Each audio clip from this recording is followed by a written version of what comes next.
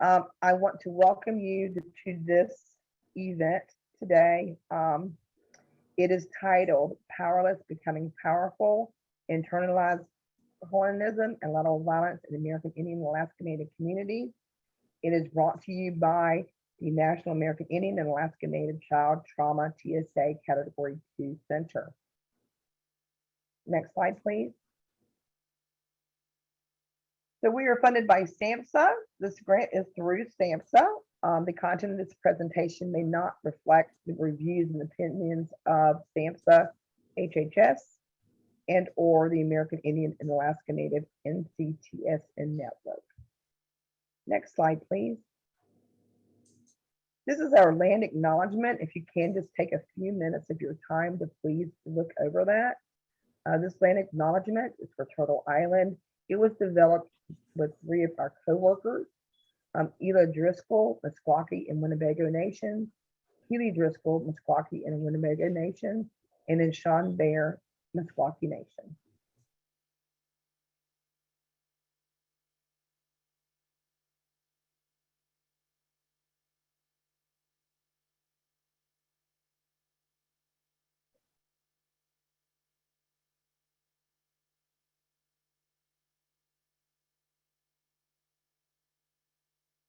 Next slide, please. Hello, everyone. My name is Teresa Brewington, and I am the co-director of the National American Indian and Alaska Native Mental Health Technology Transfer Center School Mental Health Program, and the co-director of the National American Indian and Alaska Native Child Traumatic Stress Initiative Category 2. I am the moderator for today's event. I'm Coharie enrolled and a descendant of the Lumbee tribe of North Carolina. I will now hand it over to Liz to introduce herself. Hi, everyone. My name is Liz. I am the program coordinator for the Trauma Center, and I work with Teresa. And I just recently graduated from my MPH. And I will pass it on to the graduate students. So I'm gonna be introducing Maya. She's under the weather today and can't speak, but my name is Eleanor. And this is a picture of the lovely Miss Maya Davis, who just recently graduated from the University of Iowa with her MPH as well. She's one of our graduate research assistants. Hello, everyone. My name is McKenna Clark, and I'm a recent graduate of the University of Iowa Master's in School Counseling program. And I am happy to be here with you all today.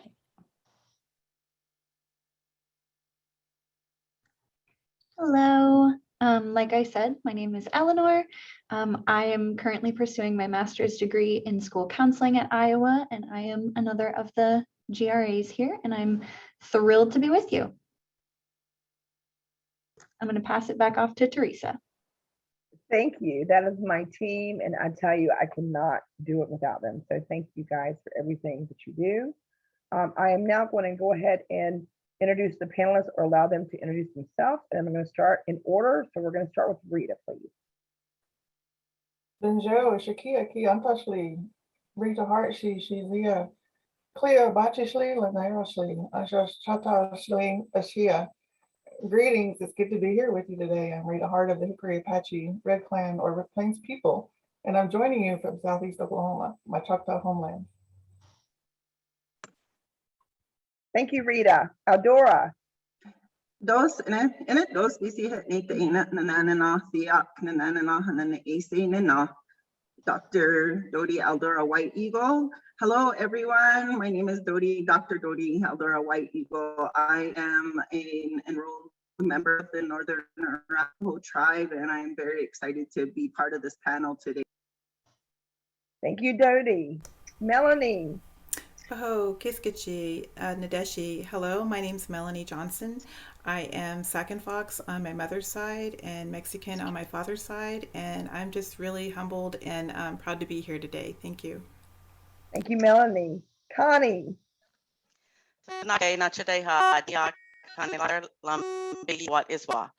I said hello, happy to see you, Honey Locklear Lumbee, people of the Dark Water. I'm from North Carolina, and I'm happy to be here and be part of this panelist today. Thank you, Connie. Next, Maria.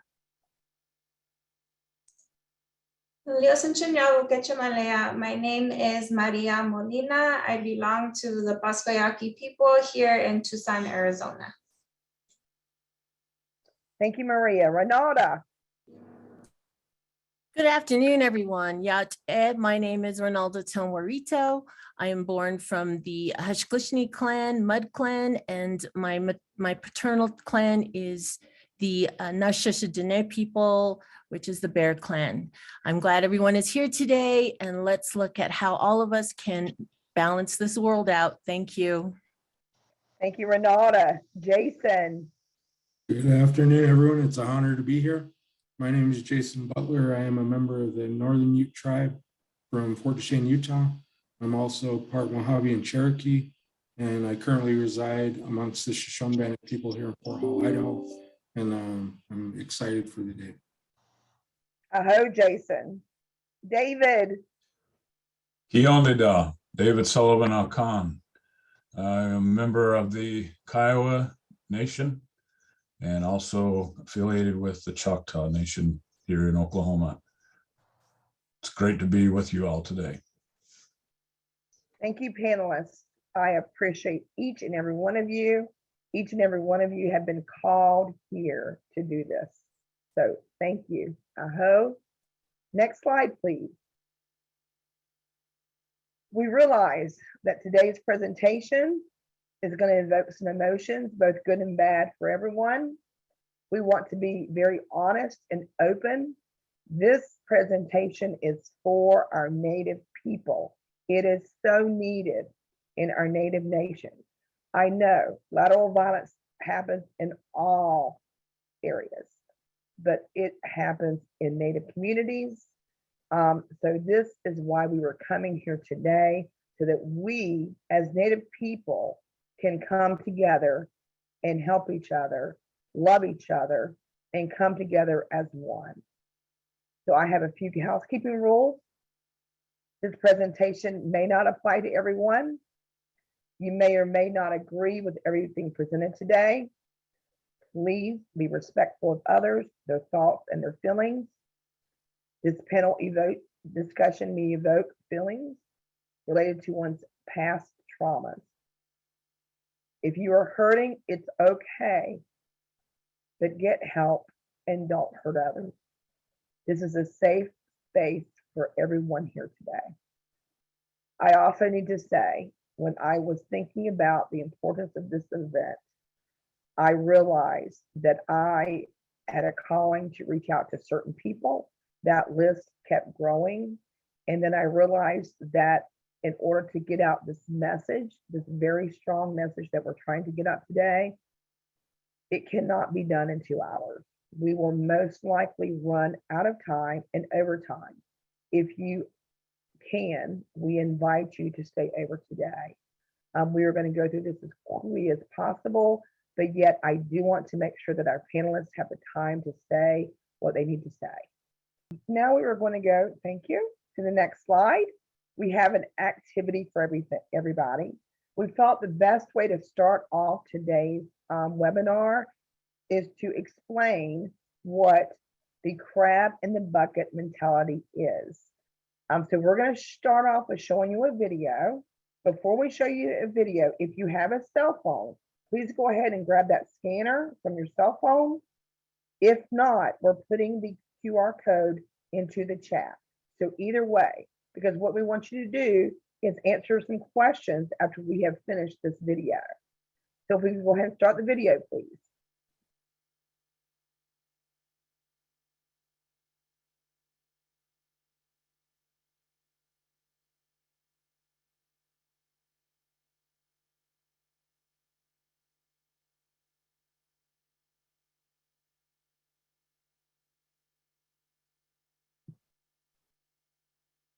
I'm hearing there is an ad at the moment, so give them just a minute. I just have to say, I'm seeing some personal people in the audience I have to give a shout out to really quick.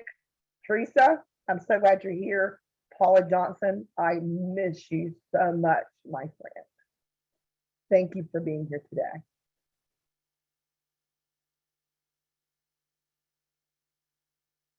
Go ahead and play the video.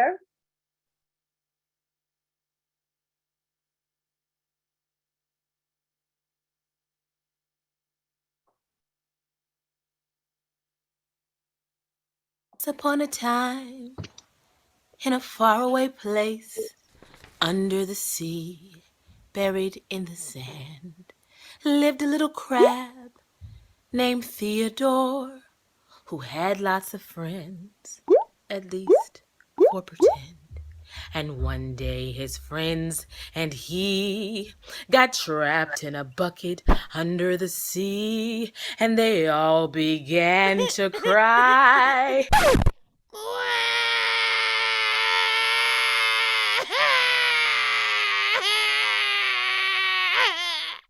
And frantically say, "Oh my, what shall we do?"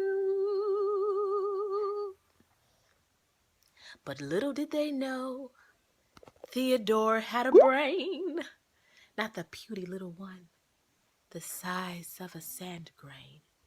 Theodore found a hole in the bucket, you see, and once he escaped, he would set his friends free.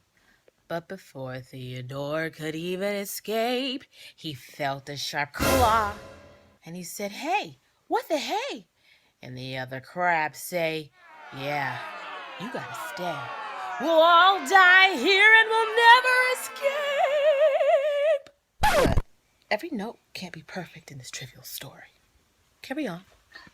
And Theodore tried to explain, where there's a will, there's a way. Actually, there's a hole. We can escape. But first, you gotta let go of me. But the crab said, "No, no, no, no, no. Don't you see we're crabs in a bucket at the bottom of the sea?" And Theodore's thinking these crabs are crazy. They gotta lay off the extra algae and the plankton. But they didn't care. They didn't want to see that there was a hole in the bucket at the bottom of the sea. So while they were all asleep, Theodore escaped and let the rest of the crabs get ate. The end.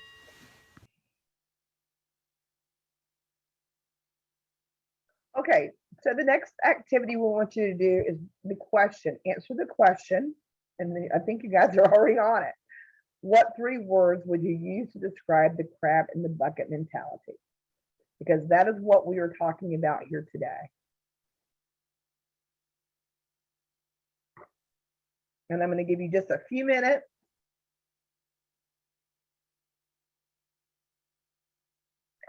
And as you notice with this, if you're getting more than one responses, the word is getting bigger and bigger.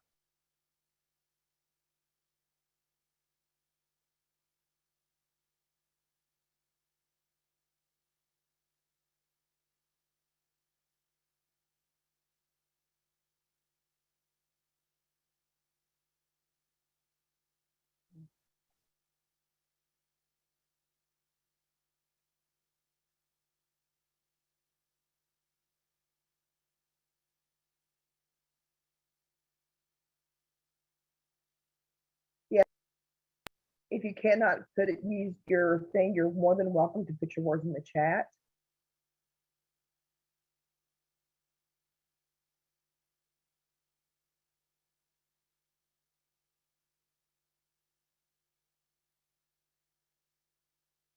So as we're looking at this, I just want to explain the crab in the bucket theory and story, because it actually is a true story. This is exactly what happens with crabs. You have one crab in the bucket, that crab is able to escape and going on to another life. If you have more than one crab in a bucket, that crab will be dead, because more than 1, 2, 3, 4, however many other crabs you put in that bucket, they will crawl up to that crab and keep them down in the bucket. And that is a great example of what lateral violence is.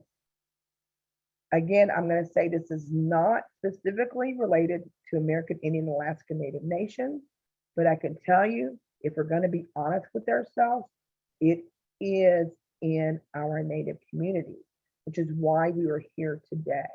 We are here to stop this so that we can take a time to come together, start loving each other, stop blaming each other. We understand we are hurting, we are all hurting, but this entire session today is to come together as American Indians and Alaska Natives to heal each other as one. I am seeing several helpless, stuck, trapped, hopeless, hurt, scared, haters, internalized oppression, blinded, tired, insightful, bullying. All of these are great examples of what the video we just saw. Thank you for that. I also want to take this time to explain to you what lateral violence is. Lateral violence is not, it is a cross. It is not, I'm sorry. Okay, I thought I heard something. It is a cross. It is not, it is this way, not this way. So it is oppressed people hurting oppressed people, whether it be subconscious or not. We are doing this to each other because of our history. We are, instead of supporting one another to do better in our lives, we are keeping each other down. So I have a panelist here today that is going to talk about lateral violence, their personal experience, and how we could come together as Native communities. Thank you so much for that. That will be saved and be sent with the PowerPoint presentation. Thank you, Maya, for putting the definition into the chat box. All right, we are ready to go. Are we ready? All right. So, first question we have today is, and Dodie, you will be first. Thank you. How have you personally experienced lateral violence? As an object of lateral violence, how did this make you feel and how did you overcome it? So my very first experience of growing up in my community and in my family, I experienced lateral violence. I am half German, and so I would always be called a honky. I would always be told, and growing up, being told I only was because I was white. I was stingy because I'm white, and so it really did a number on me and my self-esteem. And I was ashamed of being white, and so I think about the self-healing that I had to do, growing up in just a lot of colonization and how way back in the boarding schools, they had created dissension amongst our people, jealousy, and the superiority of, whereas before there used to always be the cooperation and encouragement and love one another, and it didn't matter who you were, we valued you. And so learning that pretty early on, and then all into my growing up, and then finally healing as an adult. So I've been able to overcome it by embracing who I am, and that and also just doing that self-healing. So that's my example. Thank you, Dodie. You did go out of just a little bit there, but I think we heard you. Thank you for that. Our next panelist that is going to talk about her experience is going to be Melanie Johnson. Yeah, so I have experienced about all forms of lateral violence in my life, but the three that stick out the most starting from childhood to adulthood would be bullying, the nonverbal intimidation, and verbal abuse. I think when I was a young girl, I experienced bullying, and I felt confused because it came from other kids and adults. But in my teens, I started to experience nonverbal intimidation and that scared me. As an adult woman, I experienced verbal abuse, and this caused me to doubt myself, my abilities, and it made me feel incompetent. I would like to think that I've overcome it, but there can be triggers that remind me of how far I have come. I sometimes think about the post traumatic stress disorder and how certain situations still make me doubt myself, even though I know I am successful. I try to surround myself with others who value me and who work with me in a positive way and who support me in my life. I've learned from my mentors that I can reclaim my own psychological brilliance by just being who I am and following my own path that allows me to help others. So, in terms of lateral violence, I think as I am able to tell my story, I am able to heal myself, but also to educate others about, what are the things that are happening in our communities that we are bystanders, that we witness. And I'll talk about that a little bit later. But those are some of the things that I wanted to share about my experience with lateral violence.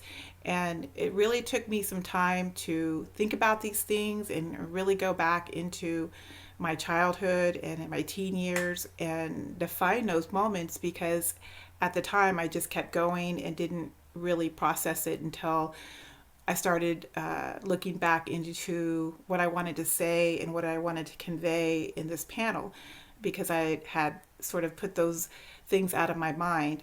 And, I will say that a lot of it has to do with race. I know, growing up, being called names because of your ethnicity, it sticks with you, but it's important for you to embrace who you are. That's why I recognize my native side, but I also recognize my Mexican side on my father's side. So thank you for giving me the opportunity to share that. Thank you, Melanie. And I can relate so well. My native sister. Absolutely. And next we're going to have Ronalda. My story comes from, in order to share with you, there's various aspects of my life. I grew up on the reservation on Navajo. And I've always seen this place of trying to, it's like this net that's over you. And I didn't see the net until I started to get into these altercations or looking at your parents and trying to figure out, why do we keep recycling over these things? And my parents were from the boarding school. And so my mom was one who was very silent in how she would never speak up. So this transcended onto me. I remember in high school of various things that would occur from authoritative positions, that bullying and trying to control you and do what's needed to keep you in your box. Well, years have passed later, and where I've experienced harassment and putting down was on the job.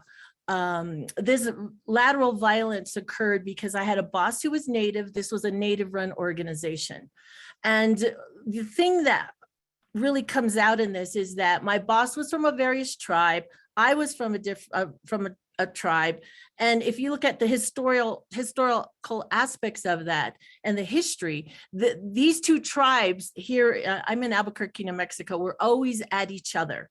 So take this now into present moment. I found that I see these dilemmas because I'm an advocate within for children with disabilities. And you start to see these little playouts of adversity levels with tribes. But in the job I was working for, my boss was in a higher position who was of a particular tribe, and I was. But toward the end, I was almost there for 10 years. And then I started to see the jealousy invoking. And I started to see how I was very vocal in helping children with disabilities, creating programs. I was networking, I was doing all these things, but in the midst of all of that, the people who were in the office were getting very jealous. And so then they started to come together and they started to find ways to put me, to violate policies, to try and tell me that, hold me down for certain things like writing my timesheet, getting paid, sending me out to locations that I didn't need to go to. But eventually at the end, and it became very burdensome, I ended up with anxiety. I didn't know what to do at times. And I had 3 women who were constantly harassing me on the job. But eventually, as that turned out, and these women were all Native. And so then during that course of that play out, it was so hard to go to work. It was so hard to do what I was doing. But it was just one that you feel those pressures come down on you, and you're stuck, just like those words are. You're hurting, and you don't know how to get out. You're in a corner. But I'll go a little bit more later on how I got out of that. But I thank you for this time and opportunity. Thank you. Thank you, Renata. I can relate to a lot of things that you said. It is absolutely a hurtful experience for us to go through. It is very much like bullying. And when you go through this, it is traumatizing. And you go through these feelings of depression, of isolation, of being re-traumatized, of not being wanted. All of those things can be triggered through this. So I appreciate your honesty, Renata. Thank you so much. Next, we have Jason. Yes. When I was trying to think of this, I was trying to think too, much like Melanie, like there's so many things that came to mind when I was trying to figure out what it was that I was going to speak about. But I thought, because this happens, I think it's more prevalent than we really think about, when we really take the time to sit down and think about what's happening around us. But I think, went back to my childhood. So I wanted to think of, I think my first experience, I think really to illustrate how young sometimes we are when we experience these things. So, I grew up in Tempe, Arizona, away from my reservation. My grandparents moved the family out there in the 60s. So I was born out there and raised, but at the same time, we still made time to make it back home. So every summer we'd go back for ceremonies, we made it back for funerals, for family get-togethers and things like that. So it wasn't like it was a foreign place. We went back and forth quite a bit. But, I think growing up in a predominantly white neighborhood and going to elementary school, I was one of probably only 3 natives in the entire school at any given time. So I experienced like being teased every single day because I had long hair, right? So it was like being teased for being Indian while I was there. But then when I went home, I didn't have the reservation accent, and I acted differently when other kids wanted to get in trouble or do things like that. I was usually more hesitant to do that. So oftentimes I was always called a white boy, things like that, or you're not real Ute, or you're not this, you're not that. And I think when you think about it, like when you're thinking of a 5-year-old child or a 6-year-old child that comes from an environment where they're getting teased from people that are of a different race and then have to go home and get that from your own people as well, that can be a difficult thing. So, I think it was always wrestling with kind of identity and where do I belong? Where do I fit in? Because I don't fit in here with these people, but the place that I'm supposed to fit in, sometimes it isn't always that way, So, I think that lasted probably from my early childhood all the way up into like early adulthood. And as I'll get into like later on explaining, it still happens to this day in certain instances. But, I think in just trying to overcome that, my biggest asset was really just having a strong family support. I had a mother that was very caring and took the time to teach me a lot. And I grew up around my grandparents too. So I heard my native language every day. They only spoke Ute to each other. So like I was probably more within my culture than a lot of people back home on the reservation because I was able to hear the language every day and we practiced every day some of those teachings. And I think just overcoming that coming from other people, a lot of it just was from that teaching and learning to understand people better and understand where they're coming from, why they're saying these things or why they believe this way, rather than taking it and being angry and lashing out. Is more of a, well, that doesn't affect you. Try to understand why they're doing this, or, understand who you are as well. That, if that's not something that's true, why are you letting it affect you? So I think I owe a lot just to the way I was raised and my upbringing. But yeah, I can think back to my earliest memories and remembering that kind of bullying type mentality coming from two different places. Thank you so much, Jason, for that. I can relate. I know we're running out of time already. We're already behind. I will tell you, I am a high school dropout because a Native man told me that he did not want my kind on his team. So I can relate. We've gone through several situations like this, which is again the reason why we're having this workshop today. So the next panelist I'm going to call on is Maria.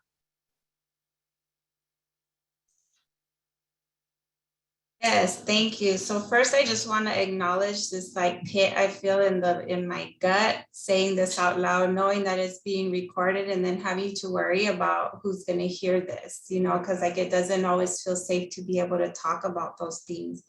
But for me, I think because I didn't grow up on the Pasco-Yaqui reservation, we have different communities, different pueblos, and then like our families are associated with different ones. And so when I went through my whole life, through my addiction, through my recovery, and like all the things that I had to survive through, I was like super fortunate and blessed to have been able to get educated later on later in my adult years. And like, I always knew I wanted to come back and serve my people. That was always my intention. And when I first came on, because I had a sister working here at the time, and I knew a couple other people working here, and I kind of got that warning that we often get about, if you come here, it's a career killer.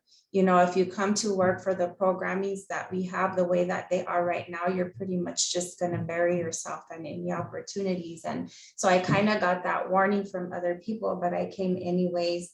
I ended up getting a promotion for this program.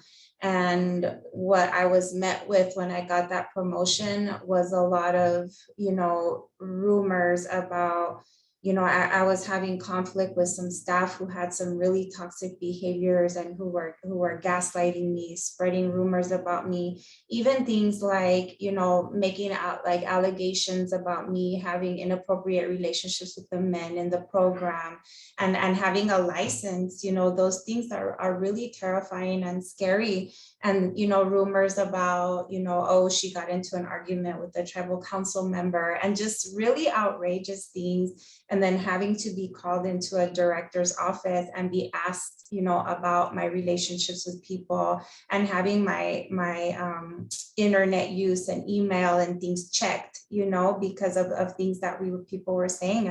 And it was awful. I felt really disillusioned, especially because there was a lot of other things happening with women that I knew that were working here at the time also. And, when my director brought it up to me at that time, he said, "You're a target." He said, "You're a target," and, told me to be careful. And it's like, I had to come back out into this world. And what I said to him, which is, how I was able to overcome it and still do every day, is just like, I told them, I'm going to show up and I'm just going to come with my head held high, because I know who I am. I know my work, and I know what I'm here to do. And so, and I still feel that way sometimes. Like, even though there's days that I feel really strong in who I am, there are times where I do kind of go back to just like, ugh, but that's the way I choose to deal with it, is just keep showing up with my head held high and knowing that my work is and my work and my reputation is what I stand on.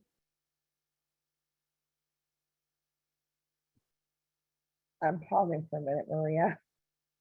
Thank you so much for sharing your story. It was beautiful. Thank you for being so honest. I can tell you I can relate. I'm going to have to say, I was an elementary school principal. I went from sexual relations with tribal councilman, not having a school principal's license because I was from North Carolina, having a criminal background, abusing a child, and it did not stop. And there was no factual information to anything they said about me. But what do we know about Native communities? Words travel so fast. They travel so fast. And that's part of the problem. And that's why we're here today, is if you are listening to these words and you don't know the facts, then you are part of the problem. This is destroying our Native people, destroying us within. Thank you so much, Maria. I was truly hoping that somebody would bring that up. And I internalized it for a long time. I thought it was me, you know, and Maria, it's not you. It's because they saw your spirit, they saw you got it, and they were threatened. So thank you for your work in Native communities. Next, Rita. Just want to thank everyone for sharing their stories. I know this is really a hard discussion. You know, even as I was thinking back, you know, kind of like Jason had mentioned about your childhood, I think we all go back, you know, think, where did this start? And, you know, I'm Hickory, Apache, and Choctaw. So my parents, they were also boarding school descendants. And so we spent a lot of time going back and forth, back and forth. And, you know, I thought about some of the things that happened, you know, over time. And, you know, we were judged because we weren't full blood when we went to the reservation. And then when I came back to Oklahoma, they said, oh, you're one of those wild Indians. You're one of those Apaches, you know, they're mean, they're savages. And, you know, you hear all these things and it comes from Indian people. You know, I think that's probably what hurts the most. And, you know, as I was thinking too, as I went back, you know, there was always some elder and auntie, uncle, you know, someone that was always there. They were always chastising us. You know, they were saying, you're so loud, you know, you act like a white person, or you don't act right. How come you don't know your language? You know, all of those things. So after a while, I just got ashamed. You know, I don't want to be part of either one. So I didn't embrace either culture for a long time. And, you know, my parents, they tried to keep us connected, you know, to our cultures. And, you know, as they were growing up too, they also experienced a lot of that. Because I remember hearing, you know, they would judge my dad when he would go out to the reservation. They said, you're not Apache, you know, you're Choctaw, you know, and they never accepted him. And then my mom, you know, she was from the reservation. She lived in Oklahoma, and you know, and the Choctaw people didn't accept her either. And so they tried, you know, to be, you know, their identity was, you know, they had the same loss of identity that I've experienced, and so they turned to alcohol. So then I wonder, you know, some of this, you know, my triggers that triggers me. Sometimes I wonder, is it a lot of it the lateral violence, or is it that being, you know, raised in a substance abuse home? And so it's, you know, it's taken me years to realize a lot of this and being able to, you know, share that. And, you know, some of my personal experiences, you know, as I entered this work, you know, I've been working in the tribal arena for over 30 years. And it's taken me that long to realize a lot of those triggers, you know, as you're in group settings or you're working with other people, and being able to know, you know, what is it really, where's this coming from? And sometimes it's those power struggles. You know, I realized that as I get in those situations, that's a trigger for me. You know, someone's in that power, you know, they're exerting their power over me. You know, my first reaction is to get mad. You know, I get angry, and it's, you know, pushing those buttons. And then I think, okay, what's going on here? Because I can feel, you know, a lot of those triggers, I can feel it. You know, my heart starts racing. You know, I can feel my anger. I'm starting to tense up, and I think, you know, it's almost like you're ready to blow. And I think, no, you know, and then I can hear those internal messages. You know, I can hear when people used to tell me, you know, you're less than who you are, or you're that stupid little Indian girl, or, you know, just being excluded. So sometimes you don't say a lot because you're afraid of that exclusion. And so, you know, as I think about all of those things, it's just understanding those coping, you know, how do I cope with this? And just, you know, realizing, you know, SAMHSA uses those 4 R's, you know, realizing, recognizing, responding, and then promoting resiliency. And so that's what I draw upon. You know, it's taken years to get there, but that's where, you know, I've had most of my healing. Thank you, Rita, so much. You're absolutely right in everything you said. And then we, as Native peoples working in this capacity, we are here to help and heal others, as we're also on the path to healing ourselves. Most rewarding job, but a very hard job too. So thank you so much for your story. And now I'm going to pass it on to Connie. Hello, everyone. I have very similar stories. Can you hear me well? Great. I have very similar stories, and feeling like you're a target. Yes, I've been there. As Jason said, one of the few natives in a school. I've had very similar stories, but the one I want to talk about today happened as an adult. Several years ago, I've been in education 28 years, and I was on the parent committee many years ago, and now I serve as the Indian Ed director, but at the time I was serving as a parent committee member. And I attended the National Indian Education Association conference. And we were divided and asked in groups, and we did, and we were discussing what we were doing in our communities and how we were impacting our Native children. And I, as women at the table, was really, involved in the conversation. He was talking about how much he enjoyed what we were talking about, and he wanted to hear more about it and all that. And all of a sudden, he asked me, he said, "I forgot to ask you, what tribe are you from?" I said, I'm from the Lumbee tribe. And he said, "Oh, you mean Lumbee?" I said, "No, Lumbee. I'm from the Lumbee tribe of North Carolina." And he looks at me and he stops talking, backs his chair up, packs his stuff together, and looks down at me. And really how I felt like he was looking at me like I was a piece of trash. And he packs all his stuff up and he gets up and he leaves the table. And everyone at the table was like in shock. They didn't know what to say. They were all stunned, as I was, and we just sat there. And I was really hurt. I was really, really hurt. I who I was. I'm a Native girl, Native woman. And what people need to realize that in 1956, the federal government granted the Lumbee Nation of North Carolina federal recognition. And in that same day, they removed that federal recognition. So they allowed us to keep recognition without the benefits. So we're partially fertilized. And that level of colonialism has really hurt our people. And it's been really hurtful for a lot of us. And so I talk to students now, and I'm always encouraging them to know who you are, be strong in who you are, and be willing to stand up for who you are. So when people come to you and tell you that you're not Indian enough, or you don't have this to support your indigeneity, let them know that you are an indigenous person and you need to know who you are. You need to stand up for that. So what did I do as a result of that? I decided that I was going to run for the National Indian Education Board, and I did. And I currently serve as the first vice president of the board. So that's my story, and there's other things I'll talk about, but I'm going to stop here because I know time is running out, and I'm just honored to be amongst this group. I'm going to have to say, Connie, your video went out a little bit when you were first telling your story, but I think I know the beginning of it. Did everybody get her story? Because it is very important that we understand her story. She was at a conference nationwide. Okay.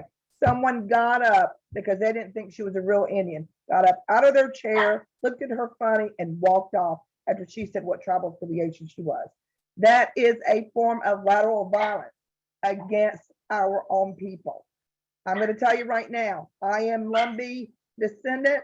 I love my woman, Connie. I am so proud of my heritage. We are as much Native as anybody else.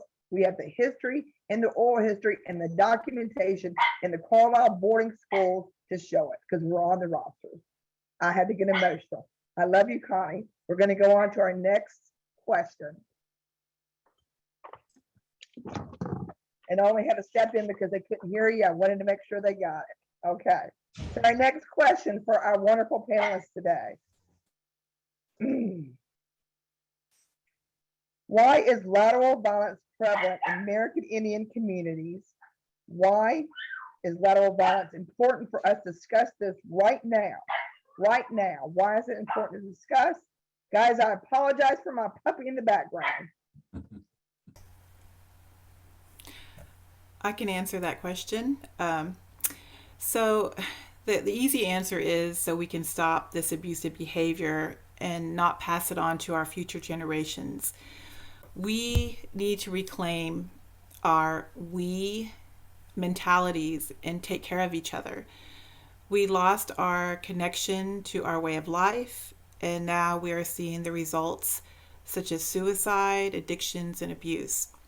I work in the prevention field and have been working in this field for over 9 years. And so I see a lot of how lateral violence plays into our tribal communities. But we can hit the restart button, and we can try every day to reclaim our culture and our traditions one day at a time. And we can start with healing ourselves. I've seen the power of the Gona exercise. I've seen the power of Sweat Lodge. I've seen the power of Native American Church. I've seen the power of doing everything to take care of yourself first so that you can help others. I know that there's a saying about, putting your oxygen mask on when you are on a plane so that you can help others. And it took a while for me to understand that in a way that I can't be of use to anyone if I'm not able to heal myself. If I'm out there in the community and I'm trying to help other people heal, I needed to start healing myself. And so the importance of lateral violence is to own it and to recognize it and to know that that behavior can change, and that our future generations are depending on us to show them the right way to reconnect. And so when I say, a we mentality, we have to take that and reclaim that again, because I think so much of what we've been colonized to know is it's all about me, it's an I, it's always about me. And there are times that it is going to be that way, but I think that taking that time to check on other people, to make sure that they're okay, if they're able to keep going, and just to check in. I think that people tend to not want to be burdened with other people's problems, or maybe they think they are a burden, but we need to change that. We need to change that way of thinking. We need to change the narrative of what behavioral health and mental health is for our people, because it's not a death sentence, so to speak. It's something that we need to work together on, and to try to understand lateral violence and how it can really do a lot of damage. Thank you. Thank you so much, Melanie, for that. That You know, was a full answer. I'd like David, go to ahead. share what some of my experience, and also connect with what Melanie just said, as far as, the in terms of the importance of why we need to discuss this now. And my thought and my question is, why not now? There's no other time. We always tend to focus on the past, look to the future, but every day we need to make it a point that we do and say and act in the ways that we need to do, so that we can progress and move forward. As the people, sometimes we tend to get lost in the past. I know in my experiences I have growing up, just real quick, because I'm going to try my best to sum everything up and share a little story within this time frame, but within the context of this question. But my heritage, of course, is, so some of you have already mentioned, is mixed as well. Just from my name, you can tell I'm Irish, Kiowa, Choctaw, and so growing up, I had to really work through the process of understanding that. But I came to the point where I was able to understand and know who I am, and understand and be confident and comfortable with who I am, no matter whatever came against me. And over the years, I can guarantee you there has been several events. I really struggled, as we were talking and preparing for this, to choose a story, because there are so many. But as far as knowing, I'll just share one real quickly. Just when I was a young man, just in my mid-20s, I was given the opportunity to provide training for folks within our state level here in it was actually in the state, but it was a federal training.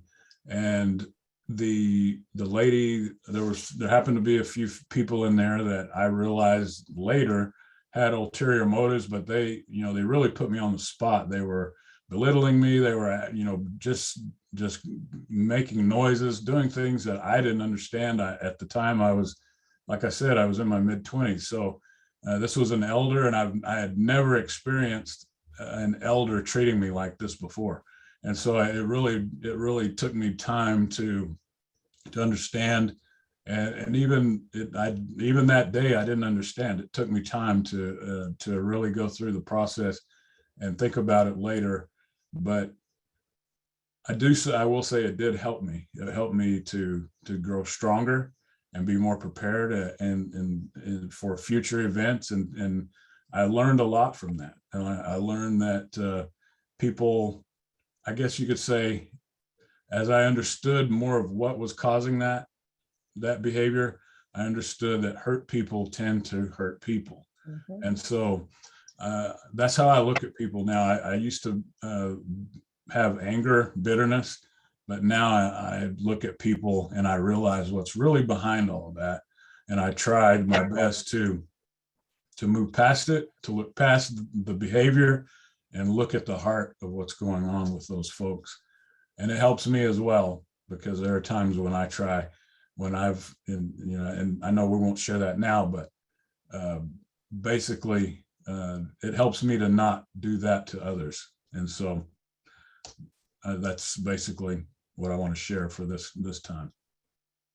Thank you so much, David. I totally appreciate that. And I apologize to you, you know why. So I'm going to go ahead now and bring it over to Maria.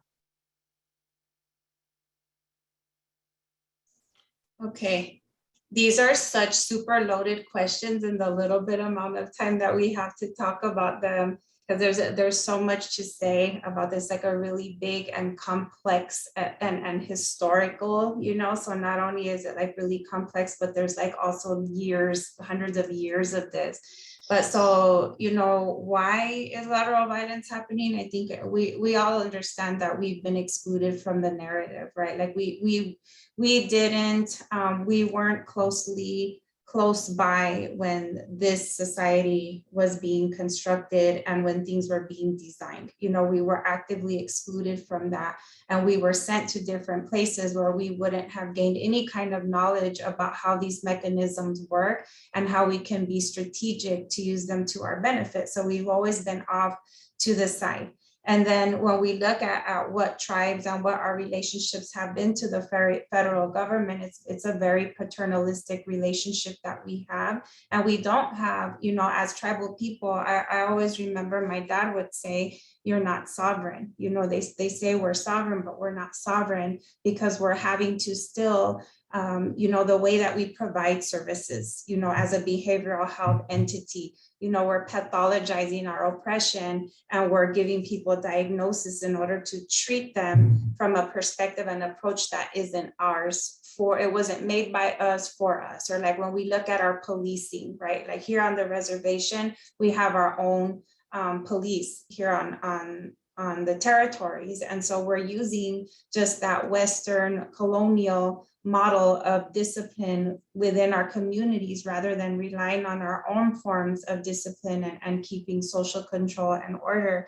And then so like when I think to my experience and I think about, all the different values that are the foundation of colonialism, when we look at white supremacy, it's capitalism, it's patriarchy, those are the things that have infected our communities. And we see the essence of what those are in the ways that they play out in our communities. We have beautiful culture and beautiful ceremony, and we can talk about the earth, we can talk about the moon. We have different roles, right? Like, and we can see how rigid some of the gender roles are because of, heterosexism and all these the bigger isms, right? That create the environment that we're in. But so we can hear this beautiful language in our ceremonies, but it's not translated into the homes. So there's all this violence in our community communities. You know, women were being killed, women from the LGBTQ community, you know, all of because we're marginalized as a marginalized group, right? So there's all these different layers of who we are. But the thing is that we're relying still on systems that weren't made by us or for us, you know, and I think it's a really important time to be talking about these things, because we need to deconstruct the things that were prescribed to us and given to us as tribal people. And we need to start asking questions about the tools that they're giving us and why we're not using our own. And of course, this is a very general way to speak, and not to speak about this in a way to say that our communities are killing ourselves off, or like we're not thinking critically about these things, because we are, but we just need to be able to do that more, because these are things that are bigger than us. That's what colonialism is. That's what oppression is. You know, we're in a situation where we don't have as much, you know, the word power is like an awful word to use, because we do have it within ourselves. And if we can go back to what are our values as a people, and how can we bring those to the front of all of these issues, and how can we create spaces for ourselves, by ourselves, and how can we use our own tools to be able to provide services for people who are struggling with addiction, you know, to provide unconditional love and acceptance rather than putting people in jail. You know, how do we take care of ourselves as tribal people? And I think, you know, talking about this is really important. You know, and there's just like so many dynamics, you know, so many dynamics even within like who's tribal and who's not, right? Like we're so warped in our thinking to think that, you know, these blood quantum rules are going to define who we are and who's deserving and who's not deserving, right? So like it's just the, you know, internalized colonialism and oppression is a horrific thing, and we need to start talking about it now, because if we don't know about it, then we're going to continue and with the momentum that we're going in now, and it's harmful for us. And Maria, everything you said was true, and I know that we do not have enough time to cover everything that we need to cover here. This is, I honestly think this is the foundation for us to heal, instead of worrying about the healing that comes from outside to introduce us into. It starts with us, within ourselves and within our Native communities. And you hit on so many things. It's the historical trauma, it's the oppression, it's the systematic racism. All of these things are creating the oppressed becoming the oppressor. Thank you so much for bringing that up, Maria. Thank you. The next person I'm going to call on is Ronalda. Okay. I'm hearing all of the languages and this, you know, these barriers that are occurring. With my story and how I ended it, is eventually I left that job.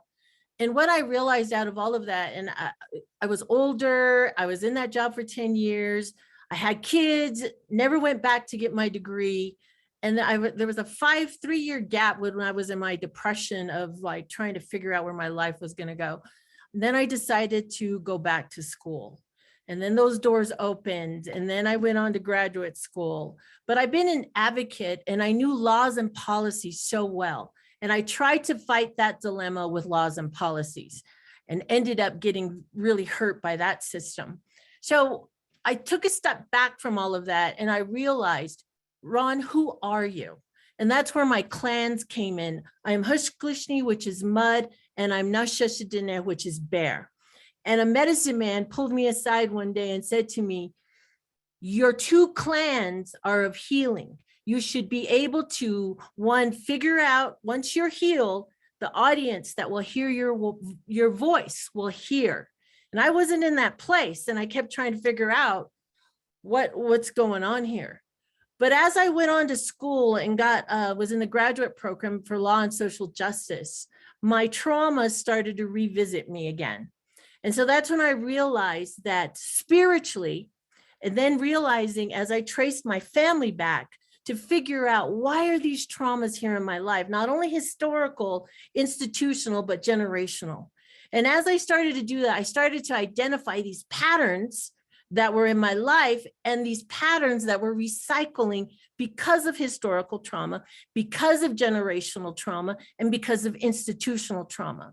And so many times as we're in these places, and I want to say this critically, you are not the problem. These laws, policies, and these cycles that have been perpetuated, we fall into line because of this thread spiritually. We have no idea, one, our insight and us being native and being disconnected from who we are leads us blindly into these places. So you got to recognize, how has race and social justice and policies framed our life? My great-grandmother was a long walk survivor at 7 years old. My mother and father endured the boarding school. My grandmother on my mother's side went through the 1918 influenza and lost all her relatives. We have been hit with atrocities. But the thing is, we got to recognize in these patterns and how this journey has taken us where we are, and the significance of our spirituality to balance that out. I didn't know the language, but I just decided, Creator, I'm going to sit with you. I was in Christianity. I'm going to sit with you and identify this deep need of spiritual guidance in me to influence my life right now, because I can't do this on my own. And the moment I did, I released and surrendered to who I was and this generational spiritual line that was occurring. I finally decided I'm going to take it on. I'm going to learn and realize that I am not the problem. I leave you with that. Thank you. I'm just pausing for a minute, Renata. You are not the problem. We are not the problem. The problem is all these businesses play. We are not the problem. I love you. I love all of my Native brothers and sisters. I'm taking a breath. Okay, so now we're going to go to the next question. And I'm going to call on David first, if that's okay with you, David. As a professional and a community member, how do you help others who currently experience lateral violence? Yes, first I just want to acknowledge Ronaldo, and I thank you for sharing.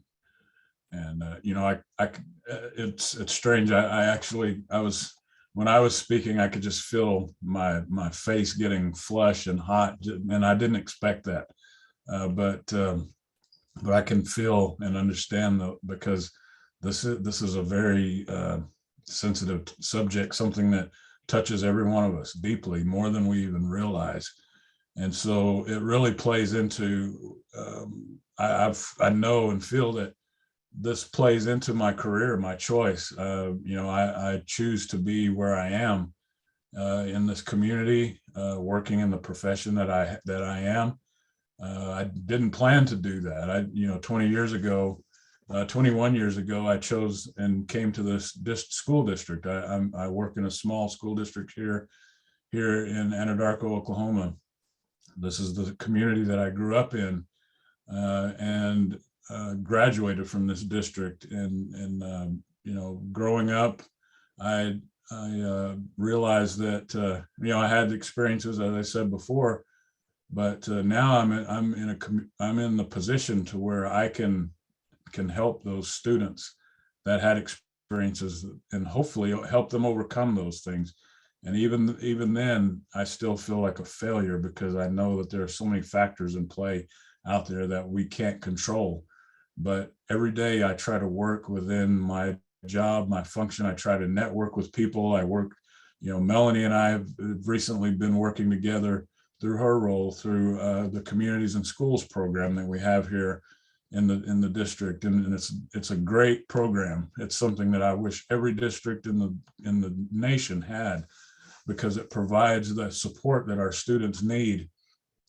We have a Hope Squad program that's a peer-to-peer mentor model program we have here. And those are things that are just two examples that we have here in the district that provide support for our students, that provide social and emotional learning support. And it's just something that it's just at the deep core of me, of my sense of why I do what I do, why I get up and come back here every day.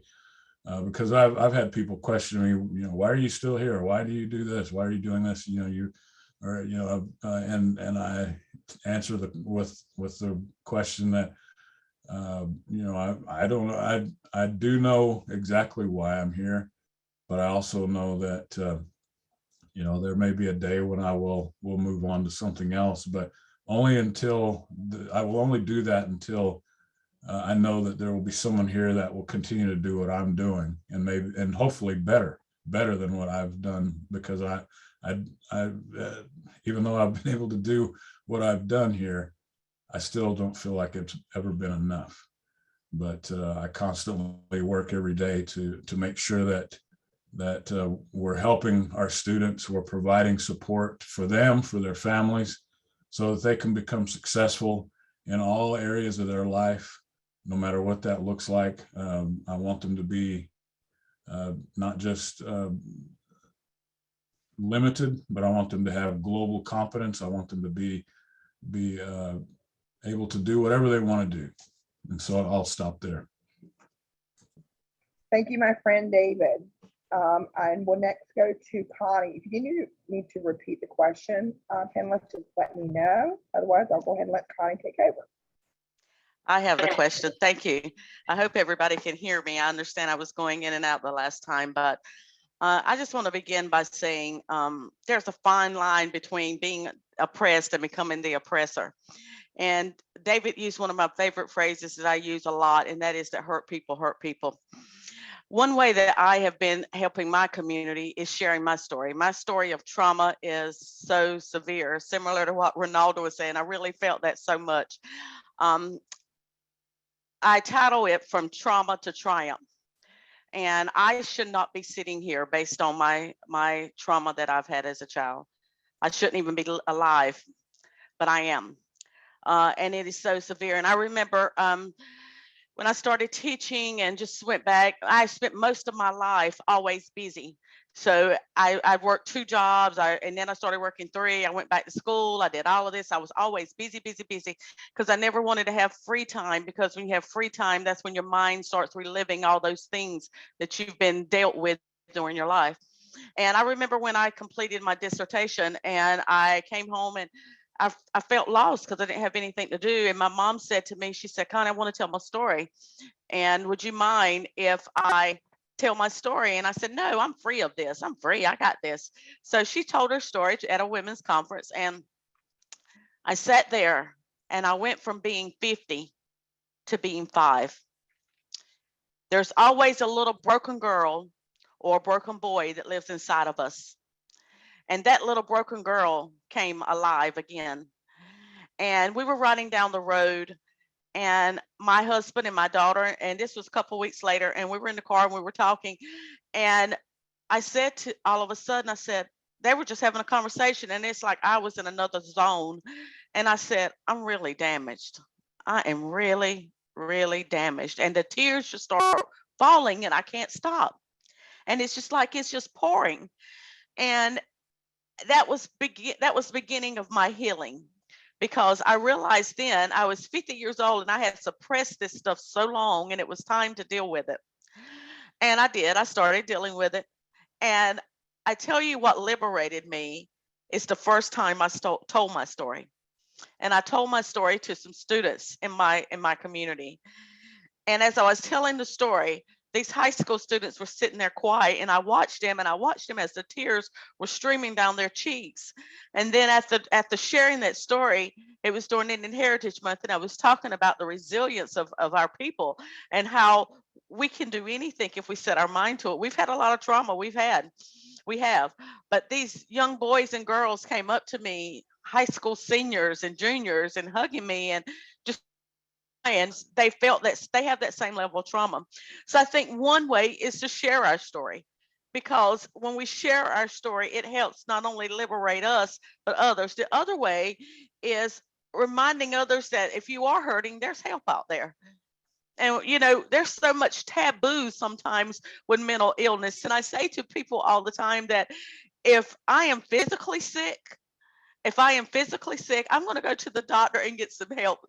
And there's nothing wrong with that when we sometimes have this trauma that we're trying to carry and it's weighing us down. It's okay to seek that help. Um, and another way I tell time is once you begin to heal and once you begin to deal with your own level of trauma, then it's not as easy to be a partaker of that gossip and that bullying and that tearing down of other people. Because when we are hurt, we just misery loves company. We've always heard that, and it's so true. But when we're hurt, it's easy to hurt other people, and we don't worry about it. When I wrote my dissertation, it was on teacher immediacy, and it was about relationship building. And I believe that one most powerful piece is building relationships. And sometimes it has nothing to do with what we say to each other, but it has more to do with our body language. When someone's speaking and they're talking and we're moving our head or we're rolling our eyes or the tone of our voice that we use, the things that sometimes hinder that relationship building. But building relationships with each other, working through our own trauma so that we can help others, that is the big thing. And reminding others again that there's help out there, and being an attentive listener, listening to people attentively, not just haphazardly. You know, I'm trying to talk, somebody's talking to me and I got something else to do, but listening to them attentively and non-judgmental. Those are some of the things that I have tried to implement. But as I said, I had to work on Connie first. I had to work on me because there was a little girl inside of me that was so broken. But once she began to heal, it was easy for me to reach out and heal everybody else. So thank you. Thank you, Connie. Again, we are provoking emotions, so I appreciate the honesty. I truly do, guys. And we also have that little girl or little boy inside of us. We just have to keep them in check. But thank you so much for that. We are, guys, running out of time. I truly felt a calling to bring these certain people on to this panelist discussion today. And then when we started talking into it, we knew there's no way we could do this in 2 hours. But we're going to keep on keeping on. Okay. So I'm going to go ahead now and I'm going to call on Maria. Okay. So yeah, I agree with Kanye 100%. We have to do our own healing because when we're not well, then we can't be well for others, right? So like for me as a professional and as being part of the community, what's really important to me is building each other up, because if we're not building each other up to counter all the negativity that we see, then how are we supposed to support each other in each other's healing? So I very much have a culture of like, if you're around me, you're not going to be talking negatively about like the sister down the street or like the other, you know, the other relative that works in this department. There's no space for that. There is no good people and bad people. You know, we're all our people and we all have our challenges. So it's really important for us to talk, like, let's talk each other up, you know, love each other, like everything that we do, whether it's in our workspace and ceremony space in the community, should all be acts of love, should all be things that we do to contribute to the spiritual growth of one another as human beings. And so it's really important to have a culture of, you know, these are the values that we have as Indigenous people and that we have in our communities. How can we bring those values into our programming and the ways that we serve our community? And how can we hold each other accountable to make sure that we're accountable to those values and in the things that we do? And so really having an open environment and culture where there's feedback, because we all have blind spots. You know, I tell people around me, like, if I'm doing something that doesn't represent who I am, then let me know, because I might not be aware of any kind of damage that I'm not doing. So I need to be told. And it can be really hard, right? Like to open up a conversation with somebody when they are engaging in these kinds of behaviors. But if we do love each other enough, then we have to take that challenge.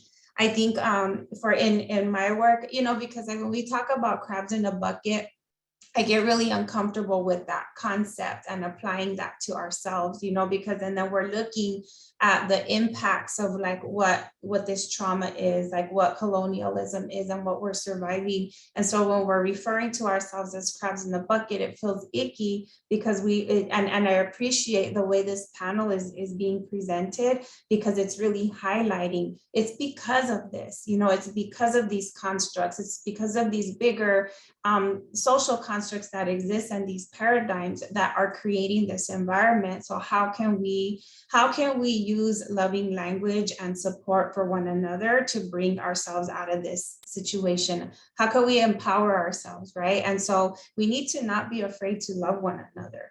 You know, we have to look back and recognize that it's our turn to be alive right now. We're the ones that are responsible for life and our tribes and our community and this earth. And so it's time for us to step up and really take care of one another, you know, and it's not easy. It's really difficult. And like Connie said, she shouldn't have been. And a lot of us say that, right? Like, how did we survive? We shouldn't have been here. But the fact is, none of us should have. You know, and so in all the work that we do with each other, we remind each other, like, you shouldn't have even been here. You survived, you know, like there's a reason why we're still here. Our ancestors fought for us to survive this. And so now we're responsible for taking care of the ones that are having a harder time taking care of themselves. And so I think it's important to empower, always make ourselves available to be a good mentor. You know, whether people are working for you as staff or if they leave, make sure that you can put yourself out there as somebody who's going to be a champion for people's success, and just always nurture an environment of love and unconditional acceptance. Ooh. Thank you, my native sister. That was beautiful and very inspiring. We are running out of time, but this is some powerful stories. I'm going to go ahead at this time and pass it on to Ronalda, if that's okay. Ronalda, if you want to hop on that. I will hop on. How I give back to my community, and it's one of not only of advocating for our children with disabilities, but helping families to recognize these patterns of oppression and historical trauma. The one thing I really try to adapt in my life is we're in an imbalanced world, and we have to remember that within ourselves, we bring balance back to any situation, negatively or positively. And so it's one of these things where you got to recognize, who am I? You can first start off with just the meaning of your name. A lot of us don't even know the meaning of our name, your Indian name. Where does that name come from? Your clans. Those are powerful things that have been here for the centuries. And so start off with what is positive in your life. And it starts right at this moment by you making a decision to, 1, get healed, 2, to recognize that I am here for a reason, 3, I got to get out of this net of oppression and all of these things. But you got to also recognize that there's a man-made world and there's a natural world. Our man-made world is one of win or lose. It's the name calling. It's all of these things through racism and what's been created. Now, the natural world is our mountains, our trees, are the way we connect to that. And we're caught many times either in one world or the other. You got to decide, how do I maneuver that? So it requires us to strategize like warriors of old. We got to know what racism is. We got to know, what is that? How does that exist in my family? Where are these patterns? And how do I recognize them so I can strategically, 1, get out of it and move around it? And so that's one thing I really try to teach families, is that the way we advocate within our lives is you got to find a voice, but that voice has been silenced. And that's one reason why working with disabilities and families has given me this great opportunity. But spiritually, I know I am a healer, and that's what I've been called to do. And I've recognized that through the lineage of my family. So I decided to take that on. So I'm going to leave you with those things, but I also have recognized that the spiritual component is this invisible thread that has brought us to this earth and kept us here. We got to open our eyes to it. We got to feel it in here Too many of us are talking from this mind and not from the heart. So I leave you with that right now, and I thank you for this opportunity. Thank you, Renalda. What we just happened here is because we're running out of time. The next question is, we wanted our panelists to be honest and open. So the chat that the question that I just put in the box, if you're comfortable answering, please say yes or no. Have you committed the act of lateral violence or been a bystander of lateral violence? And we have our panelists coming forward today to answer that question for us. And I'm going to go ahead and start off with David.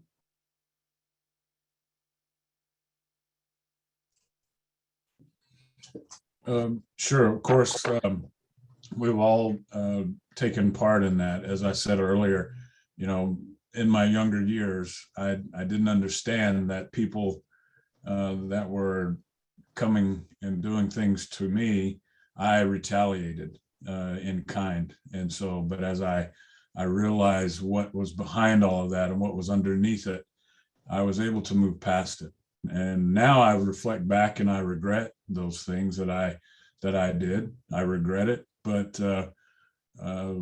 you learn from it and you move on. And I'm just glad that we can all be here together. I'm learning so much again from everyone here. I'm just glad that we can share in this and continue to grow. Thank you, David, for admitting that. And I'm going to now ask the same question to Jason.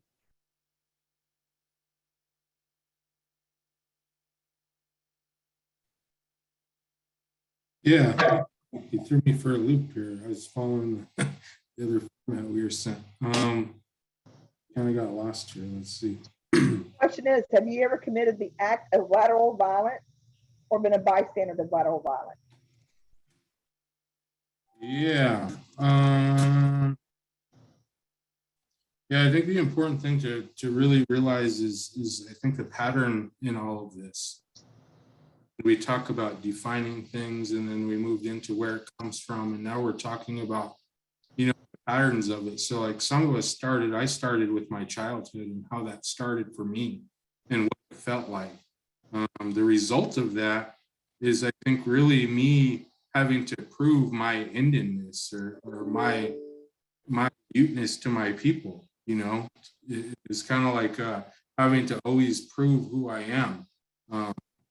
And that's a hard thing to do for a child, for a teenager growing up, trying to find identity and having to constantly be proving to your own people who you are, or that you are that, you know. And the result of that, you know, is what we find with a lot of the issues that we have within our communities. You see, you know, we've talked a lot about trauma today and the causes of that. We've had people mention the long walk and people mentioning boarding schools and some of the things, the atrocities that our people have been through. And we see that manifest itself in so many different ways. And that's why we're all here. I think all of us are in professions that are made to help overcome some of those issues that are all a result of these patterns that are constantly just going in a circular manner. You know, so as I talked about my childhood, talked about some of the things that happened, the result of that is that because I constantly had to prove that, I often projected that onto other people. You know, so there were ways that I found for me to say, well, now I've proven that I'm Indian to my people, I'm more Indian than you now, you know? So I try to think of examples of that. I think one of the most common ones, and I think someone mentioned this, is like tribe to tribe lateral violence, where we have these relationships between tribes that go back hundreds of years to tribes that we used to battle with or fight with or not get along with.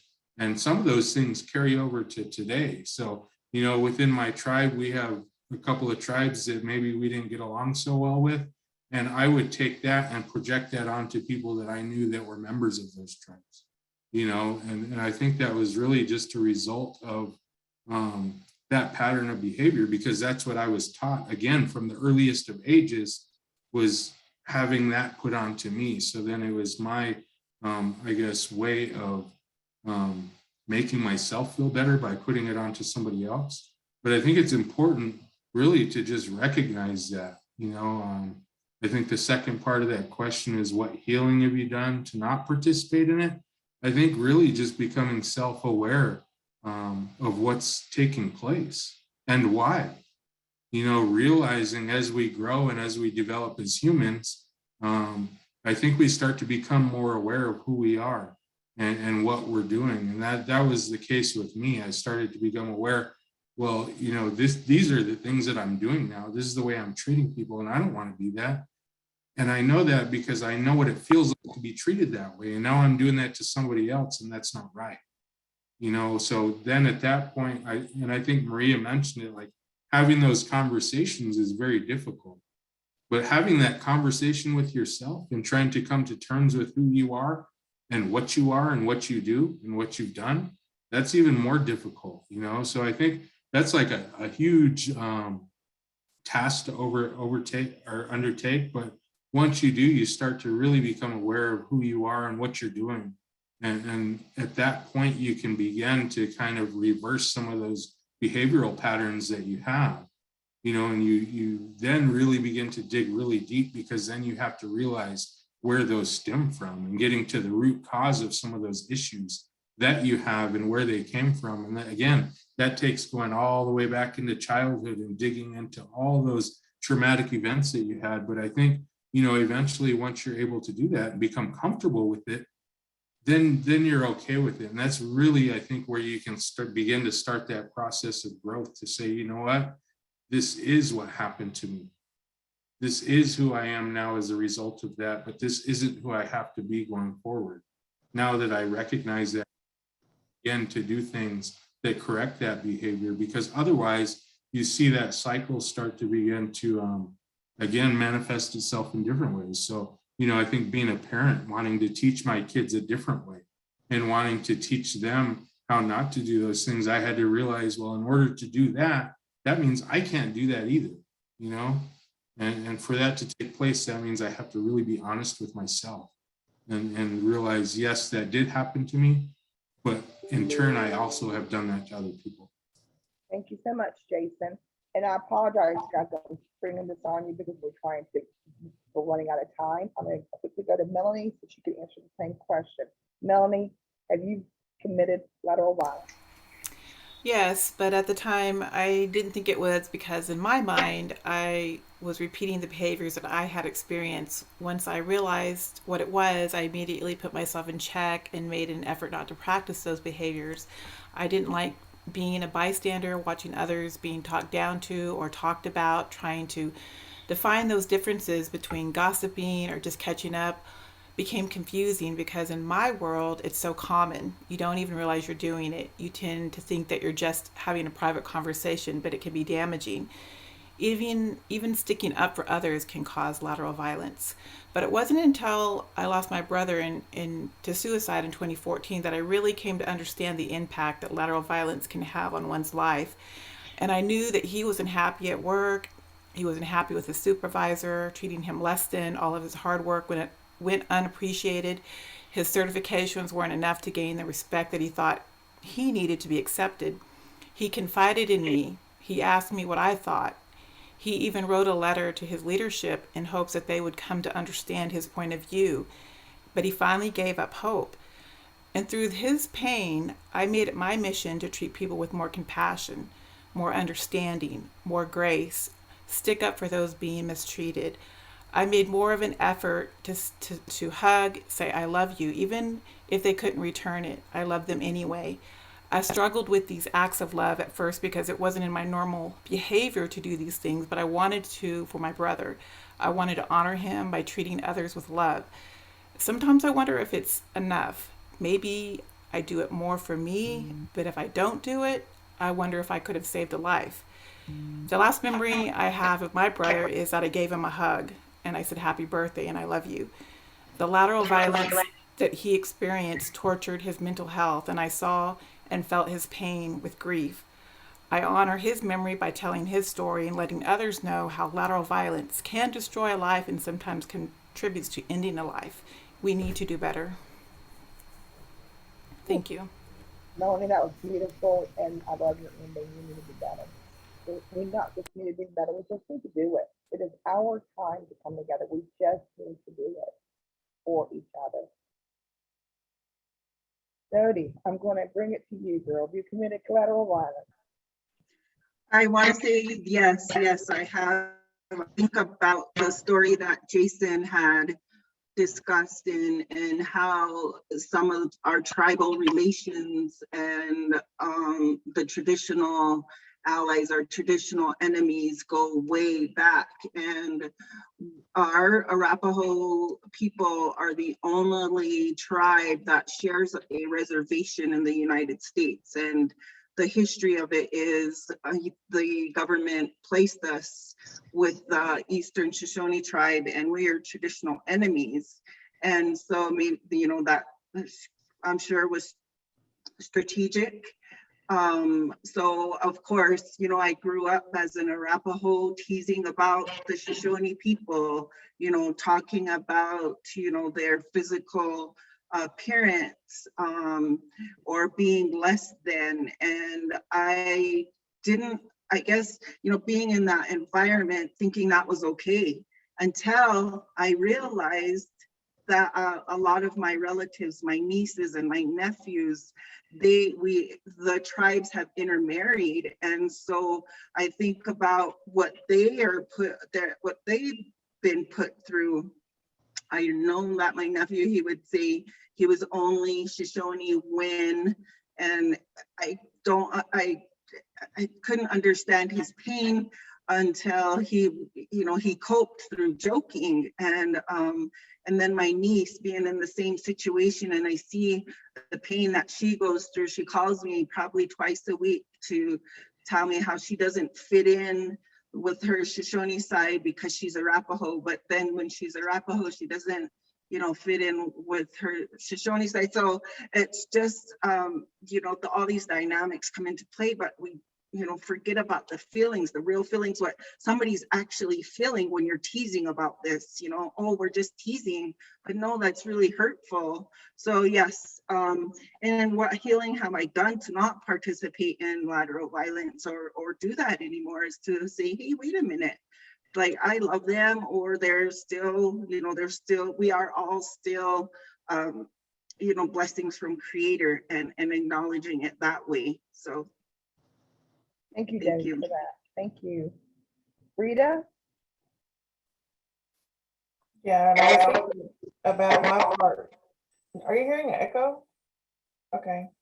And my part in creating, you know, a lateral violence situation, that it occurred in being in a toxic environment. You know, I think about how whenever, you know, in a work environment, especially, that we have our, you know, our people that we work with. And, you know, there was a time when I was belittled by my supervisor in front of the whole group, you know, and it happened more than once. And, you know, as time went on, I just became more and more angry, you know, those feelings of incompetence.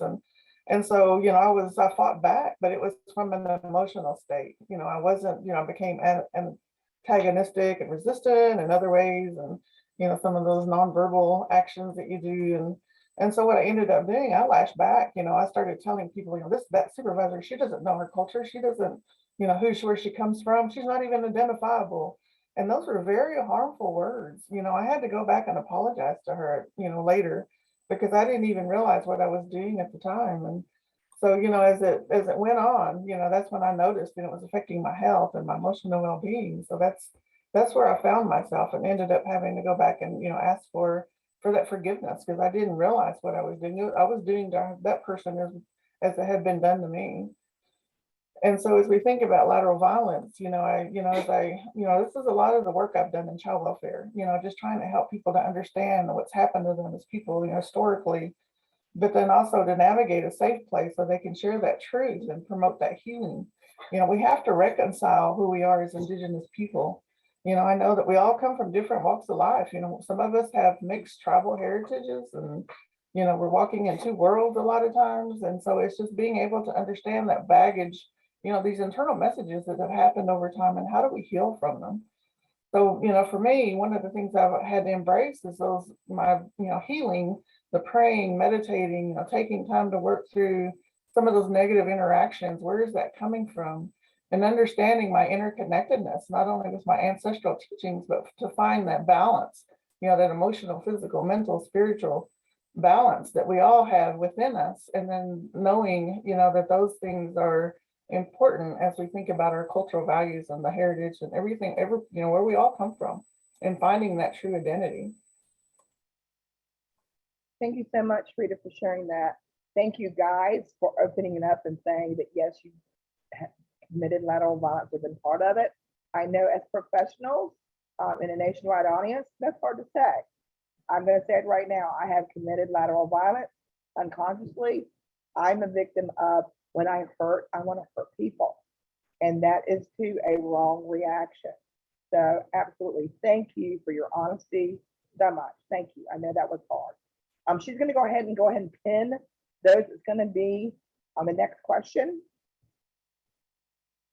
And the next question, and our last question today, and then we're going to go to our closing, is how can we heal and build positive American Indian and Alaska Natives for all? Because that is the big question for today. What can we collectively come together and do to build positive American Indian, Alaska Natives for all of our people? And Well, this is go ahead, Connie. I was going to say, since okay. Everybody, if you want to go right ahead. Well, I'll just say that one thing that we need to learn to do is give each other an element of grace. I think sometimes we forget about that we are all human and that we all make mistakes. And sometimes we just need to give everybody an element of grace. And I think another piece is that it's important to go with the element of grace, forgiveness. Sometimes we hold on to stuff and we hold on to it and hold on to it so long. And a lot of times the other person has gone and forgotten about it. We're still holding it here and we're still in this bondage or this trauma, and the other person's going on with their life and we're trying to figure out why they haven't come back and apologize us. Sometimes we just need to forgive and release ourselves so that we can be free.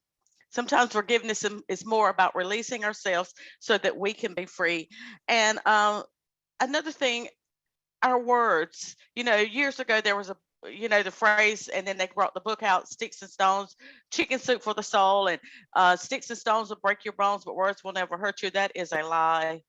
Words kill the soul. We need to be careful about the things we say to each other. If we cannot use our words for edification and for building each other up and for loving each other, and all different, we have all different. Sometimes when we're talking to individuals and students are talking to me and they're talking about this person's mad with me or whatever, I said, listen, I don't agree everything with my husband says, but I don't pack my clothes to leave him every time we have a disagreement. I mean, we got to learn to disagree and still love one another and be kind to one another.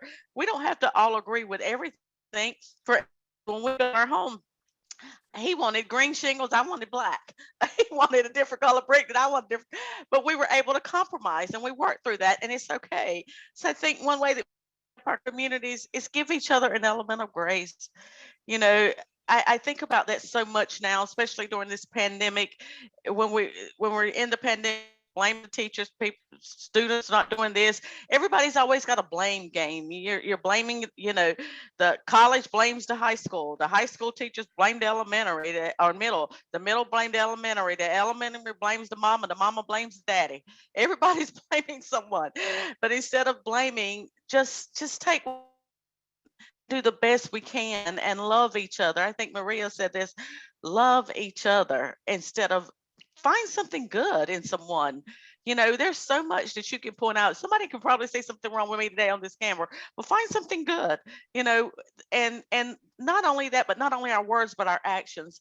Be careful of how we look at each other or have those nonverbal cues where we display each other, and people pick up on those things sometimes more than we realize, and they'll walk away and say, she doesn't like me. Did you see how she looked at me? Or did you see how he responded to me? So I just think giving each other an element of grace, forgiving, release yourself and release the other so both of you can be free. So I'm gonna turn it over to someone else. Yes, go ahead, Dodie. We're talking about how can we heal and build positive Native American communities, heal our people. Yeah, thank you, Connie, for that. And I just want to say throughout this whole panel, I think everyone spoke to how we can heal. I know Maria spoke a lot to that. For me, personally, I think, and professionally, research shows that if we go back to who we are, to our culture, and you know, when I first talked, I talked about when in the very beginning of the session and how this colonization and how people, you know, and how, you know, dissension was created among us, this competition, this jealousy, and just fractured who we were, where, you know, as an Arapaho woman, and with my Arapaho teachings, going back to who we are and that basic principle of that love, have that love and that respect for one another. I know that in my Arapaho way, we're taught that your words are powerful, and be careful and think about what you're saying. And we've been told that you know, there was medicines that could hurt people way back when, and they buried them with those people. However, there's still that jealousy and those words, and so I think coming back to who we are,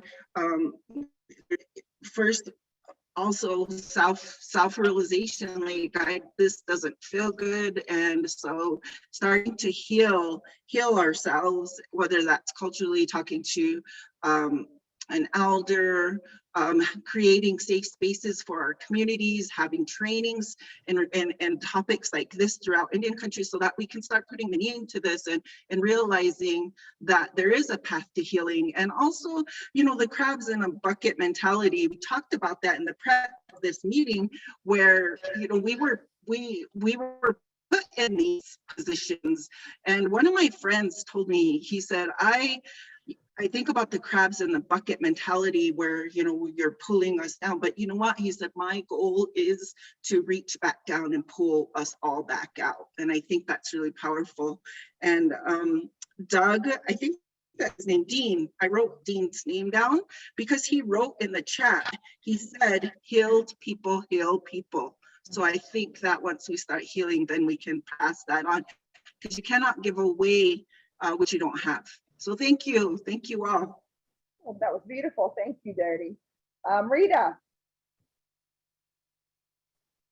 Well, I guess what everyone has said, you know, it's really embraced that. I think it's so important that we restore, you know, where we come from. You know, that decolonization and restoring our cultural practices, you know, that builds our resilience, our sustainability, you know, thinking about our generations ahead of us. And, you know, as you know, personally, I guess I could just say that there's a small group. We as women reached out in my community. We reached out to each other. You know, we were talking about, you know, some of our early conversations were about boarding school, how it affected us, and, you know, how it's affected our, you know, even our own children. And so as we were having these conversations, we started talking about our gifts. You know, we have gifts. We all had gifts. So, you know, we like to bead, we like to sew. You know, we have other cultural ways. You know, one of the ladies has her own sweat lodge. You know, all of these things. So we've talked about, let's start sharing that, you know, let's share that within our small community. And we come from all different tribes. And so it's, you know, just having that basis to go back to someone that I can go and talk to, that's that safe space, you know, that safe place that we can share and talk about those truths. Because we really had some real in-depth discussions in our talking circles about how, you know, how do we, you know, work through some of these things with lateral violence, you know, things they're experiencing in their workplace or even in their own homes and with their own families. And so in these talking circles, we have that healing, you know, we talk about healing, you know, what is it we can do with each other, and we pray and we, you know, we cleanse and we do so many different things just to support each other, build each other up. And so it's, you know, I can think of this as, you know, society as a whole, but for me, it has to start here. It has to start at home. You know, what am I doing with my own family? And then what am I doing in my own community? And then what make that impact? And then hopefully, you know, this will spread and we can start, you know, working alongside others, you know, who are one pursuing this healing, pursuing their cultural identity, you know, their cultural practices. And so I go back to one of the things, you know, Sandy Whitehawk does a lot of healing ceremonies, and one of them she talks about is truth, healing, and reconciliation. So I always end with that reconciliation, because we come to that realization that we have this, we're all unique, we're all come from different walks of life, but we have to embrace that, understand what our identity, and then help others find that for themselves. So I just want to thank you for this opportunity to share. And thank you, Rita. Thank you so much. And then we're going to end this with Jason, and then we have some announcements to make, and Renata is going to graciously leave us in a good way. All right, Jason. Super important stuff, you guys. It is. I'm sitting here thinking, and I was looking at these questions, and we could have probably had an hour on each of these questions. This probably could have been like a 4-part month series on each question, but unfortunately, we don't have enough time for that. So I just wanted to make a few points to close. I think like just some of the few most important things of really trying to build healing and extinguish some of this lateral violence that we have within our communities. It starts right here. It starts with educating ourselves. And like I said, that self-awareness, which we see right here. There's a need, there's a want.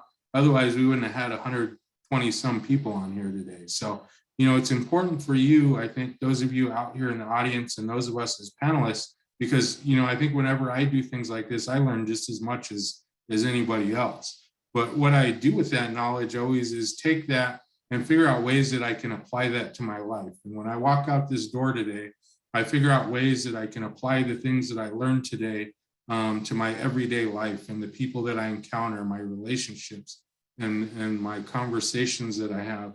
And I also use that in my self-awareness so that when I get caught slipping and doing stuff that I'm not supposed to do, I think back to times like this and say, oh, I remember I learned that, and now I realize I'm doing this, so I need to stop right here and figure out what I'm going to do next. So, that's super important. The next thing, and I think Maria mentioned this earlier, is really just speaking up and using your voice. There's so many times that we sit there and watch it happen and bear witness to it without saying anything, but I think that time is over, because once you become aware, the time to speak up and act is now upon us. You can't just become aware of something and then let it slide all the time. If you want to make change and you want to stop these patterns of behavior, because if we don't step up and we don't speak up and we don't act, then nothing is going to change, and things are going to continue to progress the way that they are. And eventually it's going to reach our children and their children. And this pattern is going to continue to go on and on and on. So I think the action part is probably the most important. And in doing that, it's being the example, going out and showing it and doing it, because eventually people see. We can't expect everyone out there. I think a lot of times the behavior that we witness, a lot of times people they're not aware that they're doing that. I know when I was doing that, I wasn't aware that that's what I was doing. And I wasn't aware that's why I was doing it, But once I became aware, I looked around and I remember, hey, I saw this person and they were practicing this good behavior. And I remember I saw this person and they were showing me how to engage in a healthy relationship. So I think it's important for us, once we begin to act, to really begin to display it within our communities. There's been times in my life where I didn't have many healthy relationships, people that I could rely on, people that, especially, when we talk about being native and being successful and doing different things, and you want to share that with people, that's a hard thing to do within our communities. But I think once we find people that are like-minded and people that are open-minded, and we can share those things, you find that, you're able to express yourself in a healthy way. And you realize the way that we've been doing things all along is not the right way to do it. And lastly, I think, and probably most importantly, and I think someone in the chat mentioned this too as well, is just, I think with anything that we do, any struggle that we have, any problem that we have within our personal lives, our professional lives, within our communities, the answer is found right here. The answer is within us. The answer is within our culture and within who we are and with our identity. You hear so many times we carry our ancestors with us. Well, we have to use that strength to carry us forward and to help our people and to help our children. And it starts with action, but it also starts with our way of life. and having that thankfulness every single day, having that gratitude and having that understanding of our surroundings and of who we are. And when we can do that, things begin to change, and it's not a thing then that you have to try to do. Once you embrace that within yourself, once you get to know yourself and you accept it and you accept the challenge, those things start to happen naturally. You naturally start to surround yourself with positive people. You naturally start to engage in positive relationships, and you naturally start to shed all of these negative patterns that we've become accustomed to and growing up with and become. We start to shed those and become, I think, probably what our ancestors once were and what they wished us to be. So I think just in closing, I think that's the key to everything, is just to look within at who we are, because the strength lies within us and within our culture and our identity. There's a quote from one of our Ute chiefs, Ray, and he said, I fought the enemies of peace no matter who while I lived, and I will fight them after my death. And he does that through us. Thank you. Thank you, Vincent. That was beautiful and very powerful. That was a beautiful ending to the last question. We have a few more items to go through. Renata is going to end this off in a good way. Then we have some homework for the audience to take with you so that this can continue. And then we have a few announcements.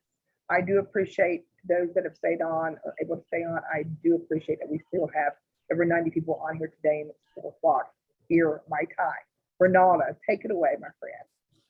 Okay, am I unmuted? All right. Okay, what we're going to do here is, as we did with the whole crab in the bucket and the 3 words, what I'm going to do here is at the end, we're going to use this, but we picked 2 items and I have 2 stones. Now I want you to hold one of them, whatever that item is in your hand. And what we're going to do is I'm going to say a little prayer, because after we've been through this whole conversation, listening and going about to all of the things that maybe triggered your heart, I want to say a prayer that whatever is the barrier in your life at this moment, that you put the energy into that object. And in that object, you're going to throw it away and put it back to the earth and release it and let it go. It's the symbolism of that we're trying to recognize, but also to let you know, letting go of these things is very simple. So let me say a prayer for you right now, and then we're going to take that item, put it in your hand, hold on to it, and let me say this prayer for you. Dear Creator, we have went through the words and we've seen the barriers and the challenges that are going on, not only within ourselves, but within our communities across this nation. I ask right now, whatever this object is that we're holding and what we're feeling at this moment as a barrier or a trigger or anything right now that's going on, I ask we instill it in this object, the energy of it. And then we say to ourselves, let it be gone. And I ask that in this time and in this moment, whatever opportunity we get to release that and throw it away, I ask we do such. And I ask we do this every day in our lives, that we find these things that are hindering us. And it's very simple if we just act and say, I want it no more, and we let it go. And now I want you to take the other item you have, and this is that's the barrier in your life. Now we're going to use this other item, and it's going to be the blessing. And normally I have a basket where I put all these stones in, and I use this as a symbol of Hojo. Hojo in the Navajo way of life is that spiritual place that moves in between spaces. And that's the thing we have to remember as we move along. These traps that have us stuck, figure out what the trap is, don't go there every day, and try to figure out how to either go around it, keep it in its box, and move forward. Because our moments right now, our thoughts, our words, our actions keep us. They make what tomorrow will be. If it's the past that exists in your present, you're going to stay in that past. But my thing has been Just get a box if you need to. Put all of these little things that are of your past, of what's going on, and put them inside a box. Put it on the shelf only to take out now and then. But then today, it's your thoughts, your patterns, and your actions that form tomorrow. It's how you think right at this moment. If you want healing, then you got to think that, you got to be it, and you got to take action for your tomorrow to be that way. So take this stone or whatever this object is going to be a blessing in your life. And we're going to use this word trap. I want you to pick the word that you're feeling right now, the moment we got rid of the barrier. Let's do it now. So go back to the word group, put a word in there, and we're going to go ahead and see where we're finally sitting. And I'm going to close it in a prayer. Are we doing that? I didn't turn on my clock, so I lost 5. I don't know where I'm at with 5 minutes. That's okay. Liz, are you doing that so they can put it in there? Or do you want to just put them to put it in the chat? They're doing it. I see words coming up in chat.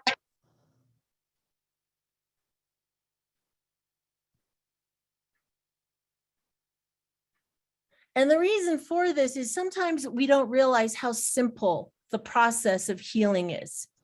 And I just want you to know that if you do these practices for you, if it takes just the symbolism of a rock, praying over it and doing what you need and throw it away. But if it becomes a hindrance every day and it becomes stronger or there's deep pain, seek out help. I've done that. I'm sure everybody in the panel has done that also. If you want to stay longer, the panelists will still be here for questions and answers. If not, you can leave. I do want us to continue this movement. This is very important. So I'm leaving you with homework today.